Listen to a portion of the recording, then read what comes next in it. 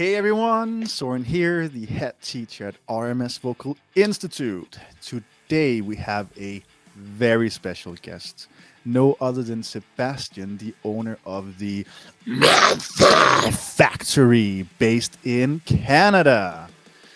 And as usual, you can, of course, ask us anything in the comment section on the YouTube, and we will do our very best to go through them at the end of this little live stream. So, can you all welcome Sebastien? Yay! This is the right sound for sure. I figure it needed a sound introduction. Exactly. Just like I did. There's no, you don't say monster for fun. That's how we are, I guess. Exactly. Thank you for having me. So nice to meet you again, man. Yeah, and I'm so happy that you wanted to be a part of this webinar. And before we go in, I would just like to say I'm very grateful and honored to be a part of your amazing company. Same thing. Same thing for I me, love man. the vision and the passion and also the work ethic that the company is bringing to the table. And it's exactly what I hoped it would be. So thank you so much for wanting me. It's My truly an pleasure. honor. Like, thank you for being an amazing talent as well. Like, Aw. there wouldn't be any Monster Factory without Monster, right? That's true. We need as many, there's not just one zombie in one movie. We want like Yeah. a big amount of zombies. Exactly. We want the world. Like I Yeah. told you, this is a world domination evil plan to take over Exactly.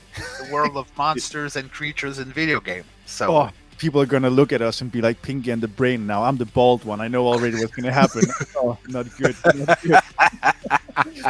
But let's get started. So, when did you start producing these metal sounds or monster sounds? Like what age and how long did it take for you to feel safe with doing them? well, I started to sing death metal Mhm. in 1990, Ooh. 32 years ago. Whew. Yeah. I'm old. Yeah, you can say it. I'm old. No, I'm joking. But I started in 1990, and it's so funny because, back then there was no teacher of Yes, harsh vocal, right? And we exactly. had cassette, not CD, cassette. And so we would listen to the cassette and try and imitate the Yeah. sound that we were hearing. So it's mostly by mimicry that we learn how to do guttural voices, Yeah. extreme voices. In low And audio quality, even like so, you actually yeah, added more distortion just because it was there. and especially when you play the cassette in a car that Yes. had a bad audio system, like the Hmm. distortion was even bigger. Exactly. Like, there was this sound added in the background of everything we were listening to. But Exactly. yeah, I started doing that, but it took, because the thing, I was a choir boy before singing metal, Oh. and I started singing around at the age of 8 years Ah. old at school. I was singing, choir song about, of Yeah. course, I was in a Catholic school, so I got to sing about God. Yeah. And it's so funny because a few years after, I got to sing about Satan. Yeah. I really ran from hallelujah to something else, like, real quick. Oh. But the thing is I already had had a few years of singing in me before I started singing metal. Hmm. And I think it helped me because, as we know now, like, distortion Mm. is not something in itself. Like, that you need to sing, having a fundamental note, and then you Exactly. had the distortion over it. So you need to be a good singer in order to be a good extreme metal vocalist.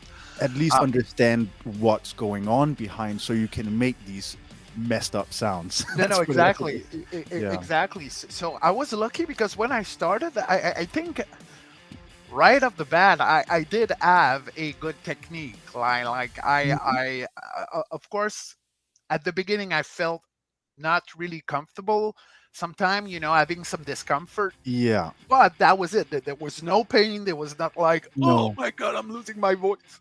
That was like, for me, it was fairly easy. Mm-hmm. And then it took like Interesting. maybe 3 years, 4 years for me to get better, like really better. Like Yeah. if you could hear the first demo that I did in '92 and the one I did in '95, That's there's a whole world of difference between amazing. both of them. And in '97 I started, and that's funny because I thought that 7 years after I started, I was at my peak, which is not the case. I think I'm peaking more today than I was Yeah. at the age of let's say younger. Yeah. And I was like, I need to learn something else with my voice, to do something else. Of course. And I got to listen to the movie Baraka. Mhm. And in the movie Baraka, which is this one, if you haven't seen it, Baraka. Oh, yeah. This is an old movie, and it's basically just music and images from around the world. Oh. But in there was a sound that was done by a guy, and I thought it was a computer effect. It was Mhm. David Ikes from the Rainbow Choir, and David Ikes is doing diphonic singing. Oh. But at the time, I didn't know that. I was like, wow, it's like there's this voice and then some crazy notes over there. Yeah. And once I've learned that the guy was actually doing it with his voice, that was not a computer effect, I was like, I need to learn that. So I got into throat singing Uh-huh. in 97, 96, 97. And I started to try without any guidance. Same thing as metal. I Yeah. didn't have there wasn't any throat singing teacher in Mhm. Montreal that I knew of. And then I started experimenting. Of course, I wasn't really good at the beginning. Like I struggle with even just with the harmonic, like that was so Yeah. small instead of today, which is which are the harmonics are clear and you can. Exactly. But I was not good at all. And funnily enough, my girlfriend's drummer Mhm. found an article in a woman magazine about a teacher in Montreal that was What? actually teaching throat singing. Wow.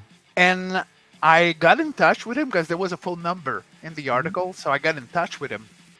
And I was like, okay, so I want to learn to do that. So I went to take a few lessons, and I fell in love with throat singing so much. I was like, It's wow, this It is is beautiful. It just is. Like, yeah, so you first learned the regular, like, with yeah, without the kai gear going on, so the ventricular folds added, and then you went into yeah. Basically, what I was doing is kind of closer to the Tibetan one. Okay, You yeah. know, oh, Ah, oh, oh. okay. Interesting. And it's when I was listening to many throat singers from around the world that I Mhm. discovered Tuvan throat singing. Yeah, The Kalgra. But yeah. I was not able to do that. I Uh, heard it and I just did it, and I was like, when I had to teach it, I was like, why don't you just do it? It's right there. yeah, yeah. But But at first, I was not able. And it's huh? really, I had the chance to study throat singing with a few people that are well known in the world for that, like Tran Cool. Kwanai, some Tibetan monks, but Mhm. also with one of the best band of throat singing for me, which is the band Hunhurtu. Okay, cool. And Hunhurtu came to Montreal a few times, and after one of the after party we did with them, because we were lucky to hang out with them after their show, Nice. I took the lead singer aside at the party and I say, hey man, can you just sing to me? Like, just do the Just make sound. the sounds, please. Yeah. And he started doing it. And I was like,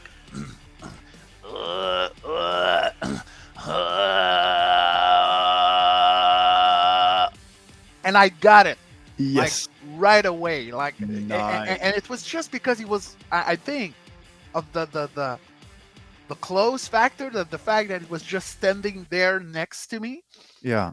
because otherwise I was really struggling to get that sound. I Okay. didn't know where to try it.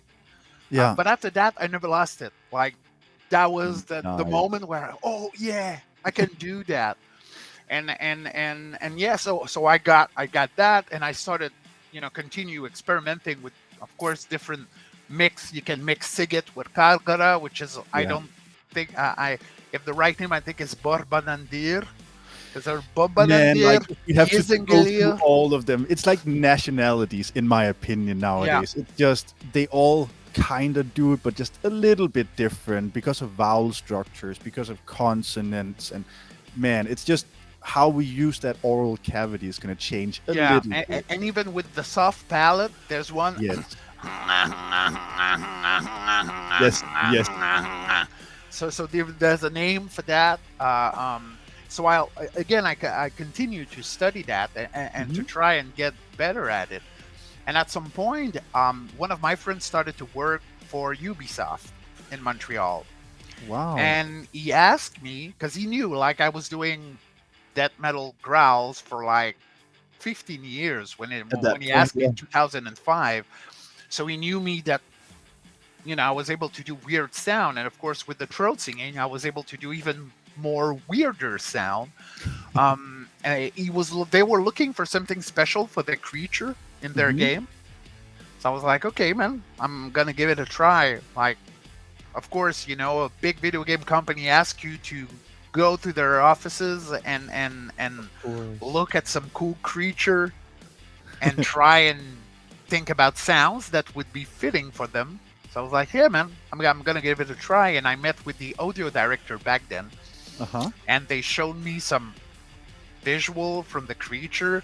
I was like, wow, this creature could sound like this. This creature could sound like this. Uh-huh. And then I waited like 7 months before they got back to me. Like at the beginning, I really thought Wow. I blew it up. Like I blew my audition. Like, okay, they're not Yeah. contacting me back. But that's the thing I learned about the video game industry. You have to be patient, Yeah. because sometimes you are aware of a project and it can take many time in between you getting contacted and you getting in the studio. But back then I didn't know that. So I was like, wow, I blew my Oh, audition. That yeah. wasn't good at all. And then they contacted me. So I went to the studio, and it's funny because the creature that I first seen, they Hmm. had changed quite a bit. That was kind of okay. So the sound that I imagined for those creature, Yeah. and the sound with new creature, technically I would have new sound for him, but I wasn't given the visual beforehand, because it's non-disclosure agreement in the video game industry, so Hmm. couldn't have that. So I was kind of shocked because this is my first recording session, new creature. I was like, what am I going to do? Like, Yeah. On the you know spot. on the Get it? spot. And the thing is, and I've never done that again afterwards, but the thing is, I add 2 8-hour recording session in 2 days. Good job. 8 hours of streaming. I know. I recorded a whole album with all dubs and everything in less than a day.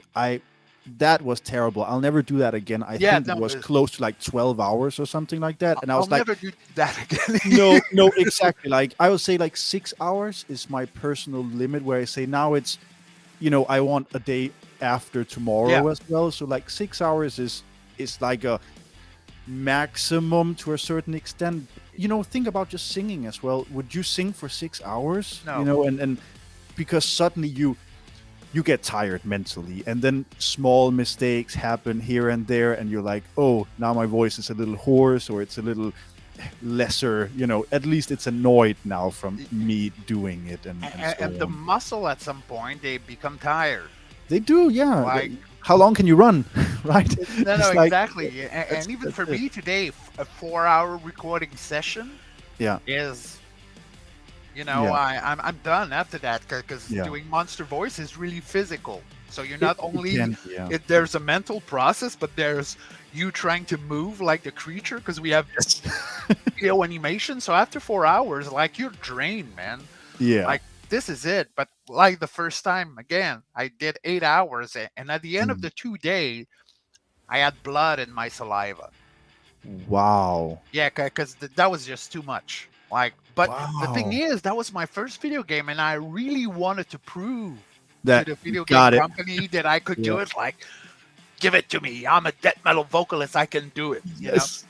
But the Wow. thing is, it's like no, that was too much. But the thing is, since I was able to do that, and the game was Far Cry Instinct on Xbox. Uh-huh. After that, they contacted me again for Assassin's Creed. You know, when you poison someone in Assassin's Creed 2 with a poison blade, Uh-huh. the people getting poisoned are supposed to choke on their mucus. Yes, I'm just putting it out there. I have played that game so much. And when I saw you were a part of that game, I was like, what? Like, Yeah. I have finished it like 99.9%, like, finished the game. It was like I had to run all the way to another place to get that last 1% or 0.5%. I was Yeah. like, no, I'm done. I have finished the game now. But wow, like, I that's one of the few games I actually finished, like, all the way through. Like, Was it amazing. trying to collect the feathers? Yeah, it was one of the feathers I didn't. It was one feather, and I didn't care. I was like, okay, I have Yeah. played this for weeks and weeks now, and it's done. Well, for me, it's hard because I do care about trying to complete 100% I of every know. game that I'm playing, and nowadays it's a nightmare to be a Yeah. completionist nowadays. Yes, Because for they sure. put so many stuff in the game now that Yes. after I was really a completionist until up to very recently, where sometimes I just go like, oh, you know what? That's all right. I don't need all the armors and all the swords Yes. in the game, and I'm gonna live with that. But it's always in the back of my mind, like, oh yeah, it's true, that small sword I didn't get in that corner, but I'm trying not to think about it. That's the difference.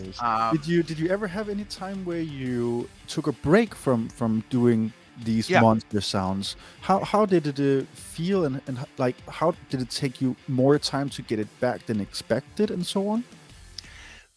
The thing is, Necrotic Mutation, the band stopped in 2001. Yeah. But in 2001, I was already in throat singing, and I had another band called the Globe Glotters, which was a world music band mixing metal vocals, Inuit throat singing, jazz, typical Tuvan music.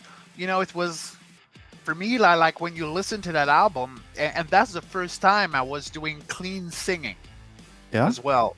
Because before that, I was always hiding myself behind the distortion, Yeah. right? I had that as a mask. I know. If you want. So I really got to learn how my natural voice was sounding like. So we did a bunch of experiments. So, but there was not a lot of death metal grunts. Like there was a few here and there death metal grunts. But then, like, I probably stopped doing like not full time, but let's say full time metal voice for maybe 3-4 years. Okay. And then Necrotic Mutation got back together for a show, and we did the show. So of course I had to practice again. And I remember even when we came back, because we did another we came back again in 2018. Yeah, we love come back. The mutation is mutating into different areas of it's time. evolving. It's evolving, man, all the time. And sometime, like any organism, it needs to stay quiet and then it comes then out in a new after way. exactly a beautiful butterfly, like Yes. we're in this caterpillar state, like in the cocoon. And then, but the thing is, I remember when I started singing back, I had headaches. Yes, that can happen for sure at a certain point if we don't control our pressure levels correctly. No, but the thing is when you sing that, your brain is getting used to the pressure. Mm-hmm. When it's something that you do constantly, your brain is like, okay, like it's like divers. When you dive, you get used to Mm-hmm. the pressure. So your brain, same thing when you sing metal. And of course, when you stop, for me, the brain is like kind of, okay, so I'm gonna go Mm-hmm. back to that other mode where I don't have to deal with that pressure. And Mm-hmm. then when I came back, of course, the first few practice we had, like I was like, oh my god, that was horrible. But then it went away after Yeah. a few practices because I just my brain got back to being Yeah. used to that kind of thing real fast. But I didn't have any problem with my voice, like in the Okay. sense that the only problem I had was basically Yeah. Just headaches the at the headaches. Yeah. beginning, Okay. but no real like No, I no. that was there. Okay, I see it with students sometimes if they take breaks and they come back and they're like, "Yeah, my band broke up or something, and I haven't been using my voice," and then they come back and they just want a little fixing and getting back to it. And even myself, I think the longest break I've ever had is actually right now. I haven't been in a live band for about 2 years or something like that now. But I remember last time when I had like 1.5 year break, it actually took me a little while to get the tone back, which I was remembering. And that's what I think like our perception of how we sounded back then is Yeah. also changing with time, right? So like I might actually become better because now my perception, oh, I was like this good back then. And then suddenly, oh no, it doesn't sound like that. And then we fix it and get it better and better at a point, which No, is exactly. And like I was saying, I really thought that in 1997 I was at my peak for my yeah. extreme voice. But then today I'm like, no. And with all the different voice technique that I'm doing to voice creatures Mm, and monster, yeah. this is really now that I'm, at close to being 47 years old, like like way many years later, that I Yeah. think that I'm in a place where I can do a lot of things with my voice, even Mhm. more than what I was doing back then, Yeah. and my metal voice is even better. And one of the things that when I started to do throat singing, Mhm.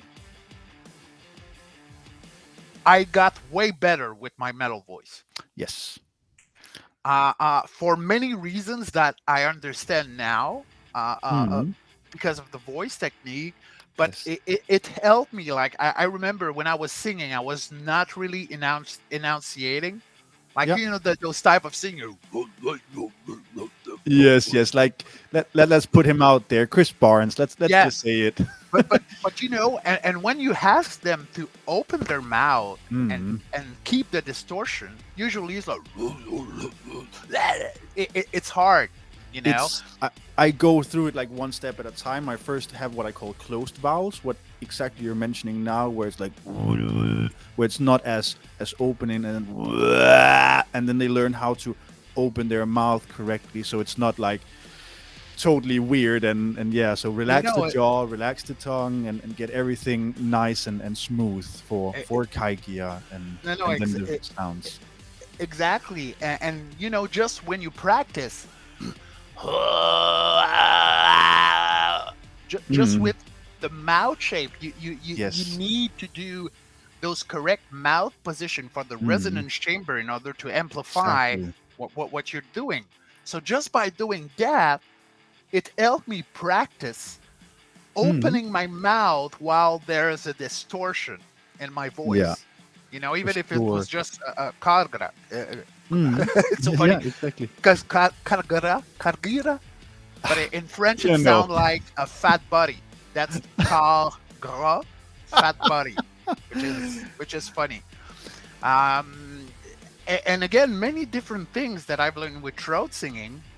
Mm, I just add better control of my instrument for metal for voice, sure. and that's what because I've been teaching now harsh vocal and throat singing for a little bit over than 10 years, Hmm. and that's what I explain to people, that throat singing is a way to help you focus and work on micro things Yes. that definitely help you with the bigger things. Exactly. Like I say to all my students, and I know it sounds cheesy, but before being a storm, the wind is a breeze. For sure. For sure. And you need to control the breeze in order for you to master the storm. It sounds like Confucius, right? I could say that's that a new video game right there. yeah, The exactly, beginning of a video with an game. But yeah. Asian a tone to it. But for me, like it's really that you get to focus Mm. on tiny details Yeah. in throat singing. Like let's just say to get the sound right in throat singing. If I'm putting a little bit more pressure, I cannot do the sound right. Yes. Exactly. If I'm putting less pressure, I cannot do the sound right. Like you need to be really, really precise with the pressure control in order to do throat singing. The problem is with harsh vocal is you can still do harsh vocal with too many pressure or not enough. Exactly, or too much air just Too much shoving air. through. That's the biggest one that I really make it clear to all my students, that this breath distortion thing that you can hear sometimes, like you can make it one growl or something like that if that's a sound you're going for, but I would never recommend that being your main sound, because everyone can do something like that, and that's probably how most people start making their growls or whatever, and then they you can do this. And even in rock singing, like let's go as soft as Goo Goo Dolls, if you look at how he's singing in the first, like on the actual song Iris, he doesn't sing like that anymore, because that's not a nice way to sing for anything inside. It doesn't feel great. It's gonna tear your voice, and it's just not doing it. No, definitely. And that is why for me that if you work on throat singing and you have to be so precise with the pressure control, that when you're able to work on that and do it like really good, you can take that knowledge and put it in harsh vocal. Yes. In the sense that you are, with throat singing, you are getting used to produce, let's call it vocal distortion, with the right amount of pressure. Exactly. Not too much, not less, just the right amount. And for me, it's mostly like injuries in harsh vocal. They mostly come from lack of pressure control. Yes. Definitely agree on that. Again, it's easy to activate the distortion on the vocal cords or the ventricular fold, right? Vestibular or ventricular. I got the scientific term. Come on, why do we need three names? Why did someone come? Oh, false cords. No, we already had two names. It was already confusing. No, but the thing is, and I can understand, it's a term that is less used by the people in general. But vestibular is pretty easy. Like I know. ventricular is a little bit okay, but at least vestibular is a little bit easier than. No, of course. But but the thing is, how to activate them. Usually, people don't have problem with that. It's basically how to sustain that, or how to be a little bit louder with that. With that kind of thing. And again, that is where I think throat singing is so useful. Because for me, like the whole, my old 2-hour training lessons, it's basically small exercises that I have learned as a throat singer that we can apply to harsh vocal. Exactly. Because for me, like, and that's the thing. In '97, I went to a otorhinolaryngologist. I call them throat doctors, but let's say the real word. And an ethnomusicologist in Montreal. And there was a Tibetan monks, an Inuit throat singer, and 2 death metal vocalists. And we went with one of the best otorhinolaryngologists in Canada. Wow. And we got camera inserted in our throat. And it's 1997, so it's kind of... It's a few days back, yeah. Yeah, I was early on in my career. And so we got to look at how we were producing the sound. And that's where I think I realized that I thought that metal vocalists invented their own way of singing. But Mhm. when we looked at the data and we analyzed the footage, but also the sound, Yeah. and when we were looking at the sound for, let's say, a Tibetan monks, oh, again, fundamental note, And subharmonic, yes, 1 octave below the note that you they're can singing. choose to do that, and you can choose to remove it. It's a little bit of a fun one, but yes, I know what you mean. Yeah. Exactly, 1 octave below, and you can even go further than that. I've seen 1 octave and a fifth below, and two Yeah. octave below the note. So that's absolutely Mm. crazy. But let's say fundamental note, subharmonic, and amplify it. We went to look at Inuit throat singer, and if you just hold the note, and it's so funny, it's Tuvan throat singing. Yeah. But it's Inuit people that use that voice technique, and but it's basically the same. When you look at the fundamental, even if the note is higher, there's still that subharmonic 1 octave below the note that you are singing. So of course the difference is not in terms of sound. It doesn't look quite like an octave, but it is. It's Yeah. just that the note is higher. And then they were doing, and that's where we saw the ventricular folds. That's where they were getting more of that distortion than Yeah. the vocal cords, And I was like, okay, Mm. wow. And we got to look at death metal vocalists. And then And then it was mostly, in my case, ventricular folds mm. that were really like completely there, Squeeze. yeah, on the Yeah. image, and we were seeing much of the vocal cords because my ventricular folds was so like, and they were vibrating. Yeah. And we're like, okay, so it's really close to the Inuit throat singer. Yeah. And when we were looking at the sound, there was that fundamental note, but down Yeah. there, it's a huge mix of frequency. So it was not as precise as the Tuvan and Tibetan, like Yeah. really an octave below. But what we're seeing was mostly a storm of frequencies Yeah, down there. that's the thing with these frequency analyzers. I have talked with some that's making them and developers of these, but it would be nice for us to be able to remove the distortion from these frequency analyzers so we can actually see the note itself. That would Exactly. be amazing if that day ever comes. But But again, it comes down to microphones, it comes down to so many other aspects as well. of But course, we should be able to, come on, we can send people to the moon, right? So no, it's time. exactly. But the thing is when we looked at that, I was like, okay, so basically, harsh vocal use the same principle. You have a fundamental with actually it's all about vibration speed, oscillating speed, Mhm. and what Yes. is vibrating. Because in Yeah. some cases it's the vocal cords that has two vibration on it, and in some other case it's a mix with one vibration of the vocal cords because you need a fundamental note, right? So you need that first vibration, but the Exactly. second vibration comes from the ventricular folds.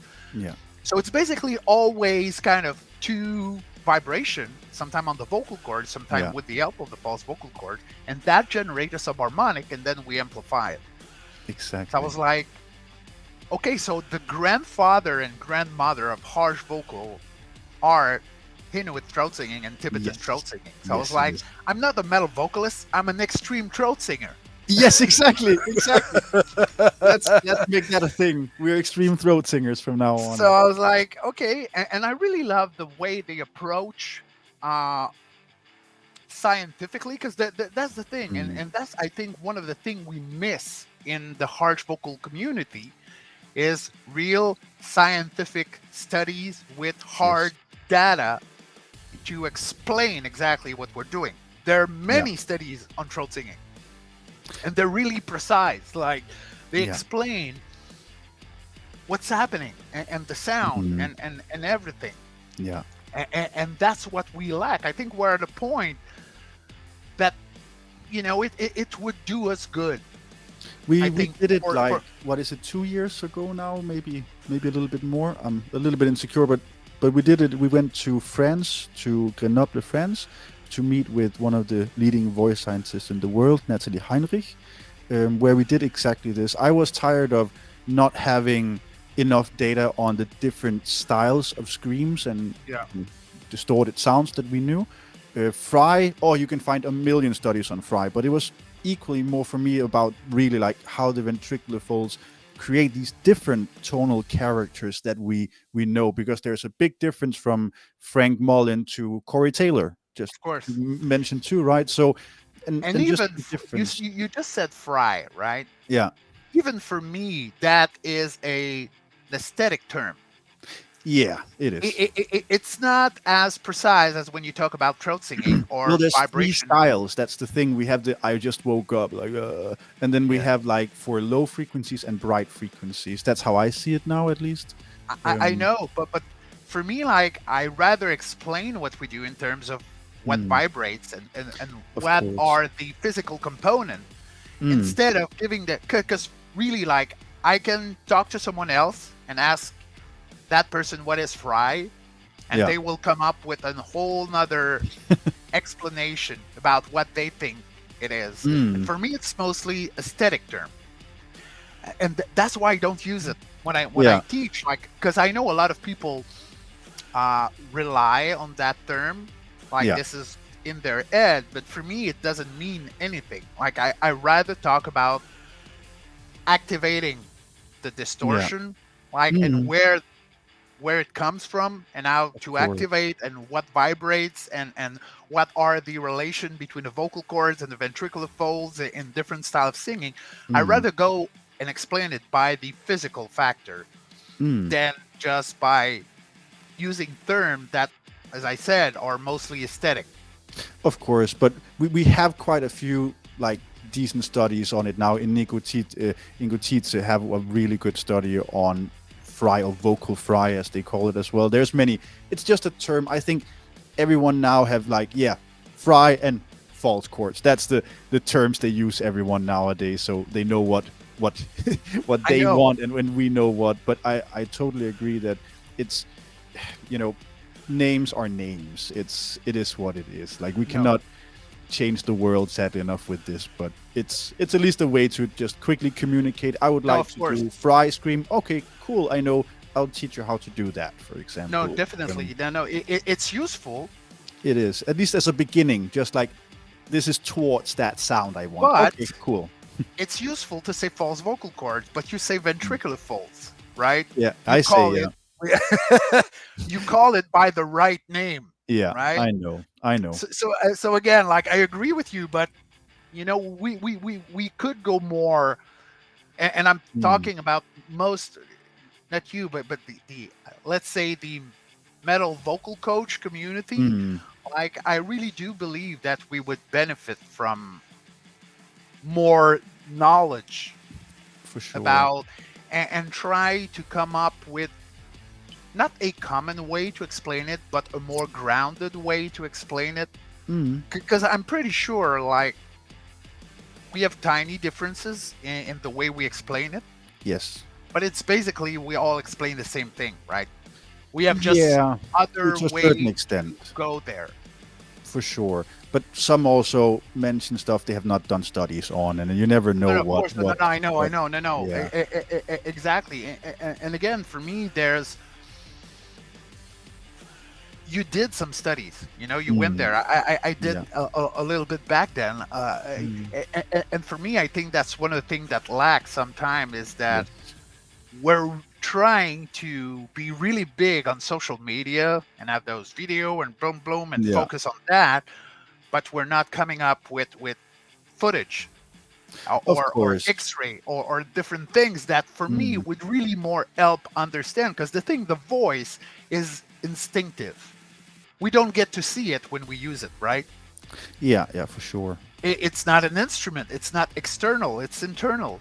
So when we have footage, really good footage of that, and we can show that to people, I think it actually helps them to create a map, like a visual map in their brain of, okay, this is what it looks like. And I do believe it helps at some point. For sure. Because you don't get to see it. And it's funny because some of them, most of my students actually, when I made them that there's some exercise that they do when I teach, and Mhm. it's always funny. Some of the exercise that they do, if I was gonna pass my hand in front of their eyes, they're not there. They're trying.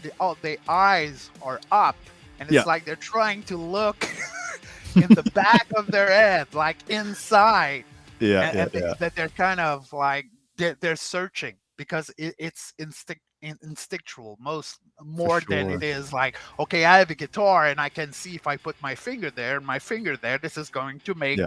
that note. But this is not quite as visual as We this. we actually ended up showing. We had a workshop with Natalie Heinrich at PVOC, the Pan European voice company thing, where they show different workshops and so on. We ended up showing it, and we actually have a recording of it, so you can see tunnel throat, you can see yell scream, you can see all these different on my vocal fold, so you can see inside my throat, see what's going on. So I do agree we need more of this. I have seen some of these recordings where it's like, dude, you put too much pressure on. It's not even a question, you can see it, like, and Yeah, yeah, yeah.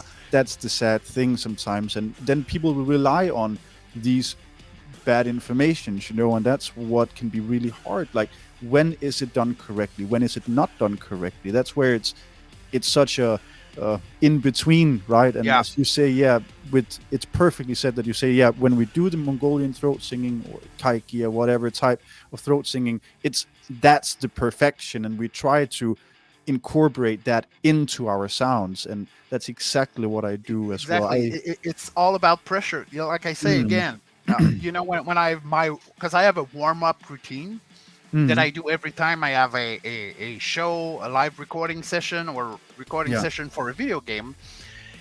And half of it is just breathing exercise, yeah, just to make sure that my muscles are ready yeah, to maintain the exact pressure that I need to do the sound that I'm about to do. Like for exactly. me, it's not a problem activating the distortion. The Mm. problem is trying to maintain the right amount of pressure every time so that I don't hurt myself, That's right? why you like my 40-second kaigia and overtone Yeah. like kaigia. You're like, No, no, oh. but that's the thing. There's Mm, so many metal vocalists that are good at throat singing, mm, like for real. But I don't think they understand the link between mm. throat singing and harsh vocal. I agree. I agree. There's one. There's one, and like I said, for me, it hit me in the face in 1997 with what I Yeah. saw. We're like, okay, I'm an extreme throat singer. Sure. I have an history of voice technique behind what I do. Like, it's not something Sure. that came out of the blue, like, oh, hello, we have Yeah. harsh vocal and we stand on our own. No, it's really like we have an history. And that's why I love linking throat singing and harsh vocals so much. Yeah. Uh, It uh, just uh, makes more sense in every aspect. I no, sometimes explain to my students, or every time explain it, it's the same from a lip roll to opening up your voice. Kaigia is the same. It is us doing what we call semi-occluded vocal tract exercises, and then we open up for the sound, and then we produce this. So that's what you said about the wind and so on. That's how yeah. I explain it. That it's semi-occluded first, and then we open it up, so we know how to use our voice correctly. Like a lip roll, why would you do it otherwise? It's of No, course heating up your voice, but it's also showing you how to control your air and it, all these other aspects. no, So exactly, definitely. And again, for me, like I'm so glad when I see vocal coach like yourself being able to do throat singing and being able to explain and to work with people. Because again, for me, throat singing is the gateway for yeah, a a better harsh vocal practice. exactly.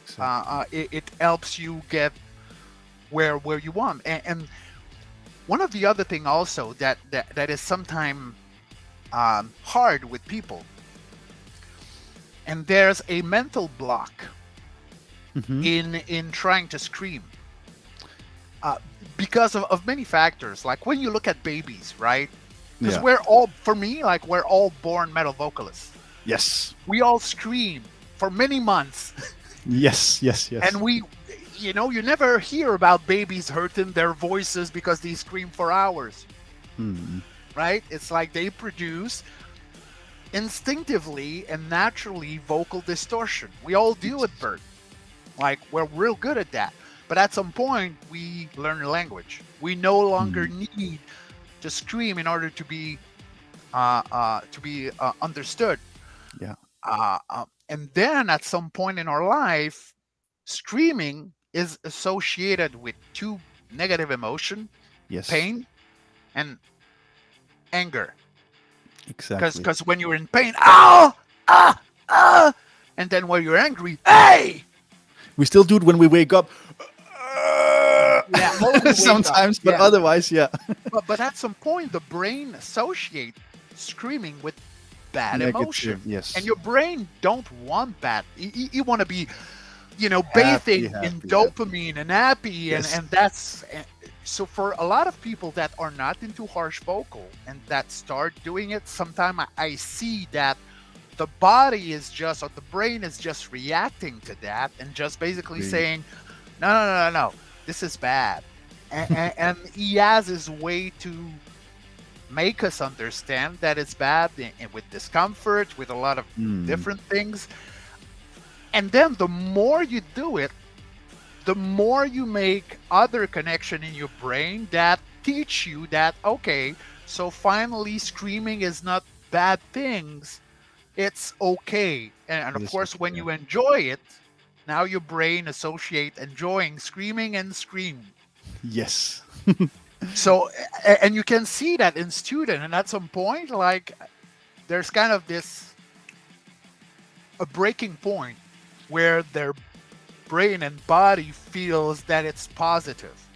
It's fun. Like, I think Yeah. like we also learn to love metal, right? Like, to a certain extent. First you Yeah. like the energy that it brings, and then suddenly we just, as at least singers, we really enjoy those sounds, and they're a lot of fun, and they are not negative in any sort, way, No, or no, form exactly, at all. exactly. It's But I it's do think sound. that at some point, our brain and body do associate that with Yes. negative emotions. Of course, but is negative emotions less worth than No, positive ones? We're all, as I mentioned at the PROC workshop, like, is the metal singing just because it seems negative, or infused with other emotional content? Does that mean it's less worth than operatic singing or exactly. other styles? It doesn't make sense. Like, No, you are allowed to be sad, you're allowed to be mad, you're allowed to be happy, and in love or whatever. It's fine. It's, come out and show it. That's what we want. The most popular songs in the world are the sad ones. Let's be honest. So not, yeah. like, it's not our fault that we buy those albums more when we're in heartache or No, whatever. no, So definitely. But that's the thing. Also, is we are taught to be quiet, right? to a certain extent, or it's the In our Canadian. It's the society, like, Canadian in you. It's the yeah, Canadian. don't raise your voice, don't be too loud, don't like. Yeah. So we have pressure not to go there socially and physically. There's different kind of like, no, that's not good, don't scream, it's bad, don't yell, it's bad. Like, we want to be like Canadian, like we want to Yes. seem so cool and understanding of everyone. But what we really want to say is, fuck you. No. Beep. Yeah, beep. That's why I didn't. I Yeah. just mouthed Yeah. it. Not, Exactly. yeah. But But the know thing we- is, we it's kind of, we associate that with negative things, and we shouldn't. I course. totally agree with you. Cool. We could talk about this forever, but Of let's course. also dig a little bit further into the Monster Factory. Like, when Yes. did you start it, and did you have the same vision when you started it, or have it changed over time? The Monster Factory is what I call that with when on the Matt McGackie podcast. It's little happy accident that made the Monster Factory. Mhm. I was telling you about the first video game I did, Yeah. and then Assassin's Creed, and then Prince of Persia. And after a while, video game company, like, they were asking me, hey, we have more characters. I know you're good. You can do a few of them, but we would need different voice texture, and we Oh. need female character. I was like, okay, I know other metal vocalists, Mhm. and I could, bring them and do that kind of thing. And Cool. then we got for like 1 person, 2 person, Yeah. 4 person, 6 person, because they wanted more character done with Of course. that kind of voice. And at some point, before we actually created the company, we were already 16 metal vocalists Wow. in the team, because there was, video game company required, movie company requires many different characters and so many different voices for the Yeah. character. So I was like, okay, I need different voice texture and voice tone and that thing. And then at some point I was like, it's easier if we create a company, Mhm. because it's really hard to approach video game company, Yeah. especially if you're just a regular voice, not a just a voice actor. Yeah. Like, it's better to deal with a video game company if you're a company Of course. Makes than sense. if you are just a lonely voice actor in a sad world, right? Mm. So I was like, I think it would be best to pull everyone together and to create a company and offer that to video game. Yeah. So and it took long. Like when I started in 2005, it Oh took yeah. 13 years to create the Monster Factory. Like it was Wow. created in 2010, at the beginning of 2019. So it took a while. Uh, um, so we did a lot of different projects, and at some point we did work on Marvel Guardian of the Galaxy. Exactly. And when we work on that game, it's amazing that they hired 14 metal vocalists to do the creature alien sounds for the game. Uh-huh. Uh, um, and we did some stuff because most of the time when we do creature and monster sound, Mhm. there's no language, right? Yeah. At least It's for some, depending on. yeah, But yes, I know what you but mean. Yeah. but I think before Guardian of the Galaxy, I might have said a couple of words in Farsi, a couple of words in Mayan and Shadow of the Tomb Raider, Yeah. but that's it. Like basically, Really? or sometimes I have to come up with spell in a language that I Yeah. invent right on the spot, like Okay. I because think they like when I make voices, I always think that they need to be able to speak when I make any character and like with zombie, voices. Because like, I carnivorous think about plants. Skeksis, for example, and like from the Dark Crystal and those type of voices Yeah, as yeah, yeah, well. yeah. They're speaking. So Of I was just course, always thinking that when you can speak with it, then you can always make just noise. But depending, I at least always put it on a perspective of I need to be able to say something. Otherwise, it will just be noise. Perspective. definitely. But if you look at the monsters and creature that exists, zombies don't speak, Of course. werewolf don't speak, carnivorous plant don't speak. Like most of the Yeah. creature are noise based. Yeah. Noise They're based not one. language based, right? Yeah. Yeah. Yeah. Uh, uh, but for Marvel, we were asked to do some of the stuff in English. Nice. And I was like, okay, so we can do that definitely. So and at some point I was like, you know, I know that you guys are going to translate the video game in a lot of different languages. Hmm. So would you like me to start looking for metal vocalists around the world? Because I don't think a lot of normal voice actor would have been able to do what we do. Maybe a few, but they probably would not have the endurance Yeah. to do a 4 hour recording session with that Exactly. voice technique. One of the things that makes us incredible for monsters is basically all our endurance. Yeah. We're Definitely. able to do that for a long time. Mhm. And before they got back to me, because I was like, hey, I could look around the world for some other people. I started contacting a few friends, Matt McGackie from Cryptosophy being Yeah. one of them, and I was like, do you know other of course, I know a few myself, but Mhm. being Matt and being a Cryptopsy and having tour with a lot of band, I was like, Exactly. do you know any other people? Because Matt, at that point, it was not announced, but he was in a Monster Factory because he did voice with Marvel, for, Yeah. for, for the game. And he started giving me a few names. I was like, okay, I started to Mhm. make a list. And then at some point, the company got back to me and they say, no, I'm sorry, we're already started the casting, like Yeah. for the other languages. I was like, and in my head, I was like, Hmm. good luck. Like for me, the English version is still the best version of the Yeah. game. And I'm saying that modestly, like in a sense that when you hear the alien speak, Yeah. it really does sound like alien in English. And in the other languages, it's not quite the same. So I was like, okay, so it's not going to be needed for the game.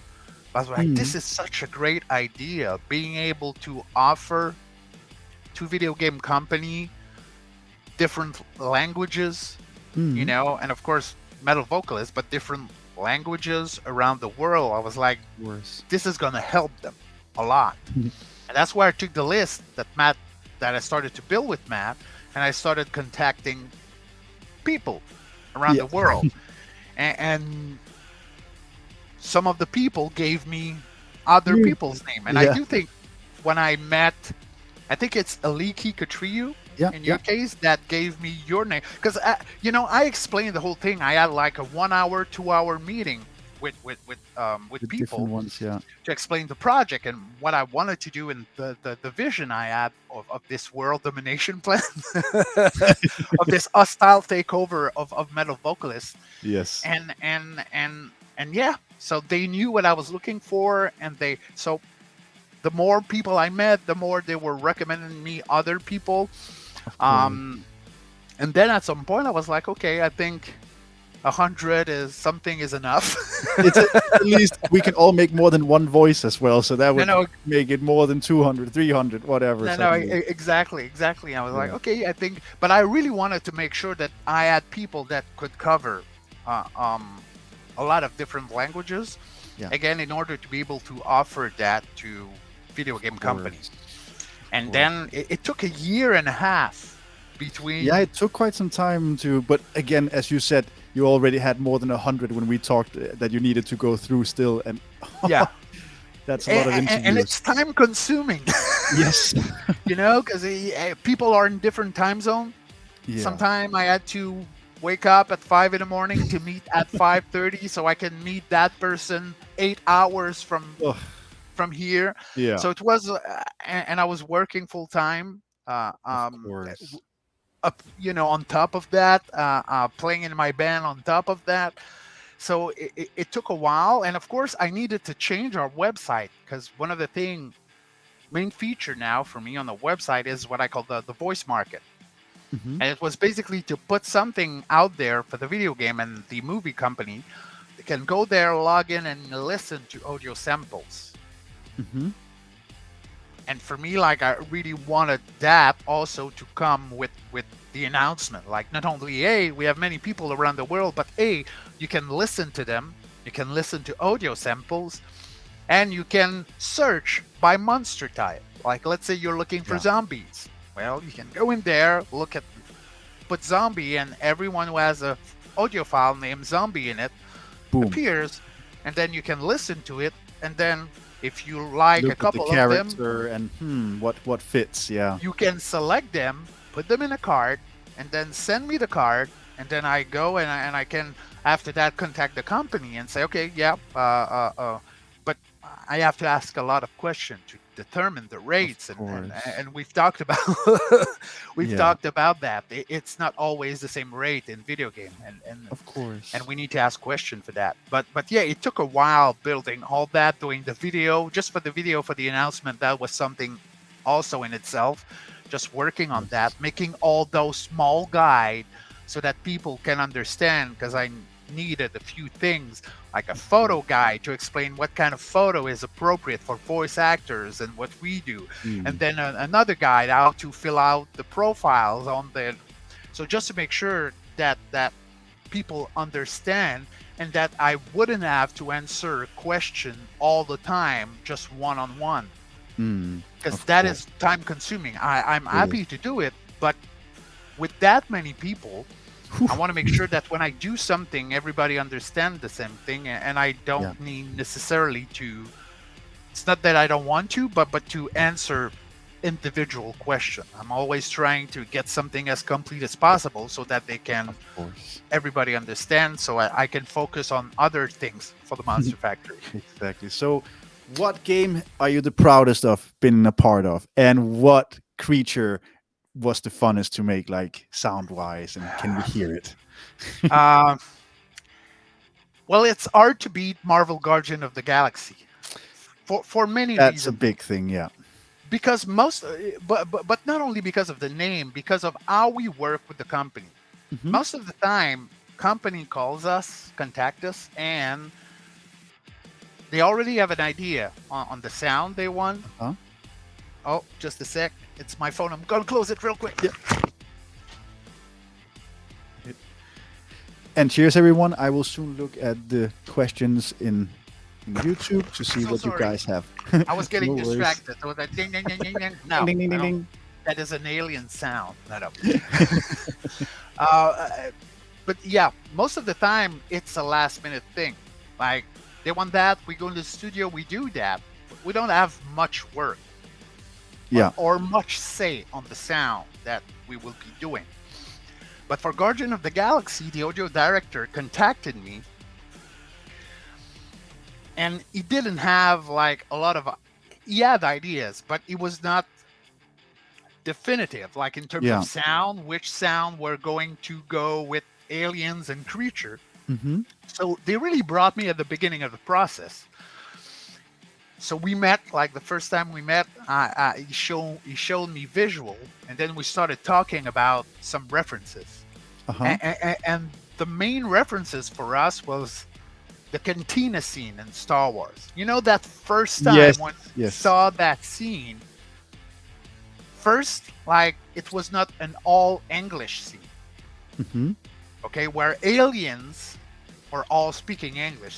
Sometime today it's the case, and for me, like, how can you come from different galaxies and speak English? I know it's kind of basic, and in Star Trek they have this universal translator thing, but for me it didn't make sense. I need to hear different sound, different whatever, you know, and the cantina scene in Star Wars was our point of reference, and we're like, yeah, we should like maybe invent languages for the aliens and make sure, like, you know, we're throwing ideas out there. Yeah. But he really brought me at the beginning of the process, and he showed me all this visual from the creature and the monster and the aliens, and I was like, wow, and I want to work on that, on the sound. So the first thing I did is I watched probably a little bit over than 200 movies with aliens in it, and I started to build a document, basically looking at different point, like Mhm. the body type, the neck, and mainly the face, and the if it's a humanoid or not, and Yeah. the sound that that creature or aliens is doing. And I basically had a document of 90 pages with all those alien type, creature type, and the sound that they were making. And that for me helped me establish the sound for each creature and Cool. each alien. And I was recording stuff, sending it to him, like, you know, that creature, I would, you know, that voice technique for me would work well with that kind of thing. Mhm. Um, and we work on the game for a year and a half. Whew. So of course I'm going to be more proud of that Of because course. of everything we That had much to do work, yeah, behind it. for Then the it's game. like everything came together in a higher way. And Yeah, instead of just bigger way. and I'm not, when I'm saying that, it's not that it's not pleasant, but like just going in a studio, just do that sound and it's okay. Yeah. I love doing that. But for Cool. that, the creative aspect that I was allowed to work Mhm. to do, that was just absolutely crazy. And then I even like I said, invent 5 different alien language based on different voice technique that I was using. Yeah. And of course, I had to work with my team to make sure that when they did try to pronunciate the different alien languages, they were nailing it. Like they were, because I didn't want something like it's just gibberish. No, something that Right? seems like a real language. That's for Exactly. So I wanted to make it sound like a real discussion between aliens, and that took a while. So because of all that, this is the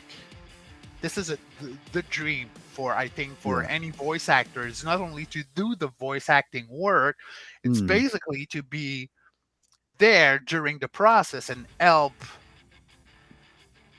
creatively help shape what you are going to have to do with your voice.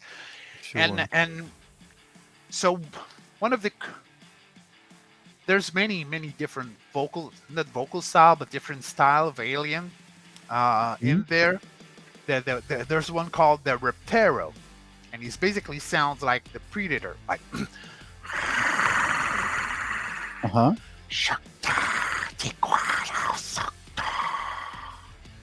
Oh. So that was one of them there.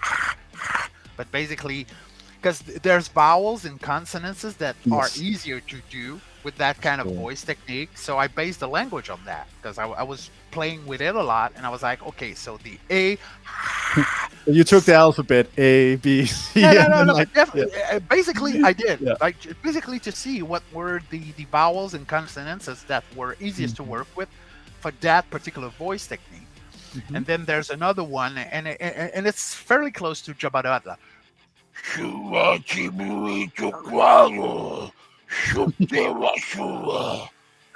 So there's a lot of wind pushed in the cheek. Yeah. Amazing. So that was one of the voice that I work with, and there was, and not many people know that, but there's an Italian anime that was really popular in the 80s that was called La Linea. Uh-huh. And there was a small character that was drawn with a cray. Yeah. And it's Italian, so the character's just walking and la da dee dee dee la da dee dee. What does the body do? So this was done in the cartoon, but I really enjoyed that, because when I listen back to it now, doing gibberish is hard, and making it believable is even harder. And you can hear that there's some Italian quality to the sound in that cartoon, but he never says a word.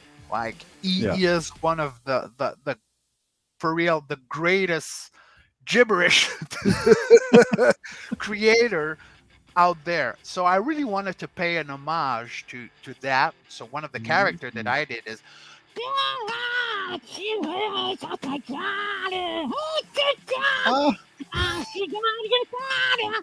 like, it's basically, of course, it's almost like I'm doing ventriloquy. Like, yeah, exactly. Yeah. Nice. So there was one character that I based on that as well. Another one we did is it's basically, and this one was speaking, and we were speaking like this, using that voice to do some script lines in English. And it's funny because when you do that, because I'm French Canadian, you don't get to hear the French side, because most, and this is true for most metal vocalists, like when they sing, you don't hear necessarily any accent. Yeah, at least in many cases, for sure. Yeah. Yeah. But you will, like, if we take a pretty big band like Slaughter to Prevail, I do hear that they are not perfectly voweled. Like, it happens. I'm not saying, but just, at least that's one of them where I can hear that it's not there. But, it's still cool because he used then the vowel placement of Russian to then speak from that point a lot of the time. And that's definitely creating a new tone. And it's, Exactly. No, but most of the time, let's say that the accent is kind of masked by the distortion. Exactly. There was one character we did that, but I think I think the character that, and there's a funny story to that. I did the voice of there's one line Mhm. for a character in the game, and that line is Hulk smash. Oh yes. So I did the voice of the Hulk, in because we don't see it, we hear it. Is that not every growler's like Yeah. biggest dream to be the Hulk? Like, come on. Yeah. So for me, this is kind of, and if one line, but this is the best line. it is it now. Like, I am the Hulk. But that, and of course the Nemesis, because I did voice the Nemesis in Dead by Daylight, the Nemesis of Resident Evil, and I had to say stars. Oh yeah. So Very that, close. is kind of, but the Hulk is like the Hulk. And the thing is, when I was rehearsing for the role, I spent the whole afternoon just listening to the movie reference where he Yeah. says, Hulk smash! Hulk smash! And I Yeah. had that in a loop. And I was screaming at the same time. And I did that for like 2-3 hours. And then at some point, my landlord contacted me. And he said, well, your neighbor called. And she's asking if you're okay. She thought I was having a mental breakdown Yeah. because I kept screaming. The same small line over and over. Yeah. And I was like, well, my landlord is called Bill. And I was like, Bill, you know what I do? I'm a metal vocalist and I do voice acting video games. So yeah, I know that. Well, I was just rehearsing for a role. And he started laughing. He said, well, I'm just going to call her back and say you're fine. And then it's funny because a week later I met her in front of the house. And she was like, "Oh, so sorry. I didn't know what to do." I said, "No, it's cool. I'm glad you call him because I might have been in danger, or I of course. might have been possessed by an evil spirit." But I was like, and jokingly, I said, like, the next time if there's a problem, I'm gonna scream help, not Hulk smash. Yes. I'm so lucky with my landlord. He lives underneath, and he's actually an ENT. So I don't have anything there. I could just, hey, dude, it's hurting. Oh, let's look at it. But where I lived in Denmark, I was all the way down to like first floor or whatever. So the whole I don't even know how many meters. But when I was doing yell screaming, because that's like around 110 dBs at points.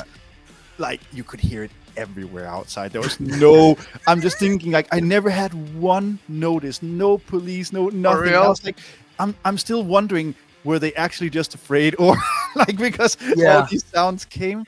And when we did the research in France, we the receptionist, she told us after all the recordings was done that she has never had a more quiet day in the reception ever. They were all just looking like, what's going on? And a boy, he told his mom, they have a bear in here. And I knew that was me. And that's like, again, like, that's the Hulk one for you. This is me. I am a bear. It's not a no, I'm a bear. Oh, that's so good. And you didn't need to put a notice in front of your house like, no, I'm I not had murdering anyone.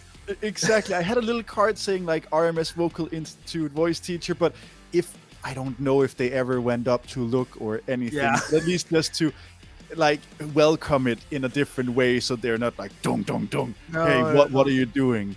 Yeah, it's like somebody's getting murdered in there. I don't want to be part of it. I just want to go my way, go back home. Scream on its own definitely sounds like in pain.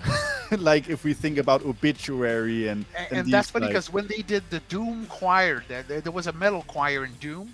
And when the composer was starting to work with the metal voice, he did have to place a sign outside his home saying like, there's a recording session with metal vocalists. Don't call the police if you're here screaming. You hear actual screaming. Because, like you record and there's the SWAT team coming like, drop your throat! Yes. I can't. It's there. I can't drop my throat. Because it's a weapon of mass destruction, right? Exactly. So now you have recorded as many sessions as you had. Like, probably people have recorded albums here and there and whatnot. But if you had to put all your recording sessions into numbers, that would be a whole other type of a thing. Oh, yeah. So what I'm thinking, like, wondering about is like, what is your schedule to, like when you wake up, what for me, I think it's all about scheduling and Yeah. not being too much in our heads when we have to go and do these things. Is there special foods, drinks, or what do you like? What do you do as to prepare yourself? First, Other I'm than always exercising, of course. yeah. But yeah. First, I'm always up really early every day.